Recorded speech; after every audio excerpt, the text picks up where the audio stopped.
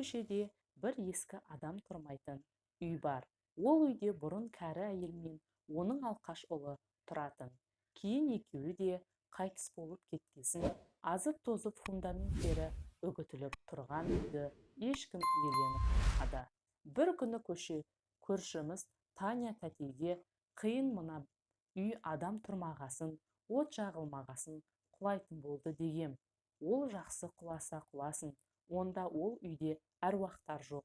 Мұнда қанша жыл азап тозып құламай тұрған үйлерден қорқу керек. Ондай үйлерде жын-перілер, аруақтар жүреді деп әңгімесін сабақтап кетті.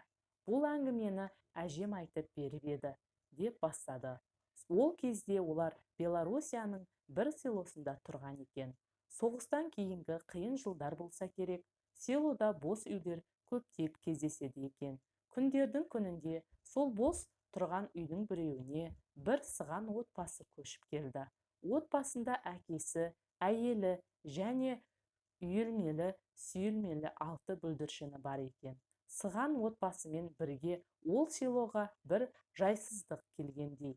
Әкесі жұмыс істемейді, балалары әркімнің қорасына ұрлыққа түсіп, кір-қожалақ, ылғи аш жүреді екен. Балаларды аяған село адамдары оларға нан, сүт берсе, әкелері намыстанып, алмаңдар деп айқайлап, балдарды ұрады екен. Кейіннен ауыл адамдары нанды қораларының қасына шөптің үстіне қойып кетеді екен. Солай күндер өте берді.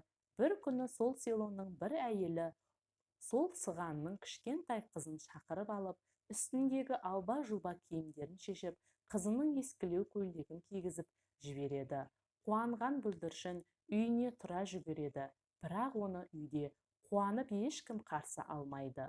Сол күннен кейін ертеңіне сыған отбасы таң аза жүктерін арқалап, балаларын жетектеп, ешкіммен қоштаспастан көшіп кетіп қалады.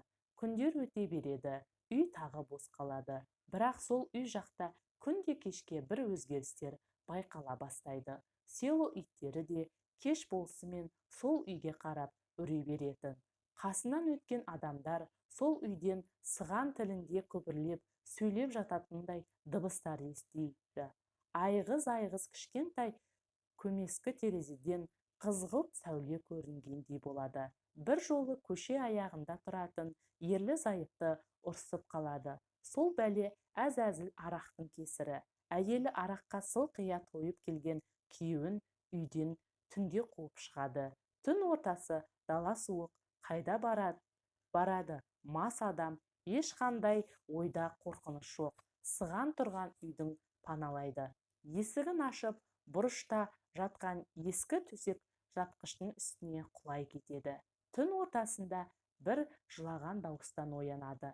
Көзін ашып қараса, бұрышта шашы жалбырап жылап отырған сыған қызын көреді. Ағатай, мен тоңдым, өте қатты тоңдым дейді де жоқ болып кетеді. Қорыққанынан есін жинап алған еркек далаға атып шығады.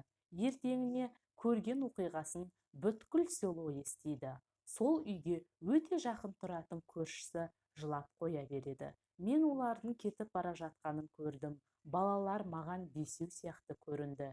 Мен оған онша мән бермедім. Не де болса бұл дұрыс нәрсе емес. Село адамдары жаңағы адамды ертіп үйге қайта келді.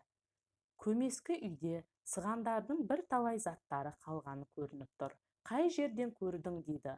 Ол сылағы томпайып шығып тұрған бұрышты көрсетті. Сол бұрышты кубалдамен ұрып қалғанда қыздың мәйіті сылақпен бірге құлайды. Сыған қызын өлтіріп қойып, содан қашқан екен.